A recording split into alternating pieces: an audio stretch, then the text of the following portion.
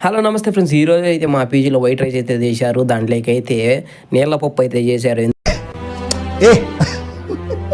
ఎందుకంటే దాహం వేస్తే నీళ్లు తాగని అవసరం లేదు. ఈ పప్పు తాగితే చాలు, అంత నీళ్ళగా ఉంటుంది ఈ పప్పు అయితే. అసలేం బాగుండదు. నేనైతే ఓన్లీ వైట్ రైస్ అయితే తీసుకున్నాను.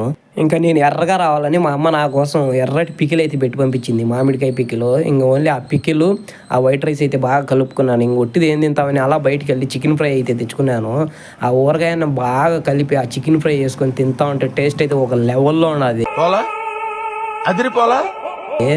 నిజంగా ఎవరైనా ట్రై చేయని వాళ్ళు ఉంటే ట్రై చేయండి. టేస్ట్ అయితే అదిరిపోతుంది. బిర్యానీ కానీ అంత టేస్ట్ ఉండదు. అలా ఒక చికెన్ ముక్క, ఒక ఊరగాయ ముక్క అంతా తీసుకొని రెండు ఒకటేసారి కలిపి ఒక పెద్ద ముద్దగా చేసి తింటా ఉంటే టేస్ట్ అయితే వేరే లెవెల్లో ఉన్నది.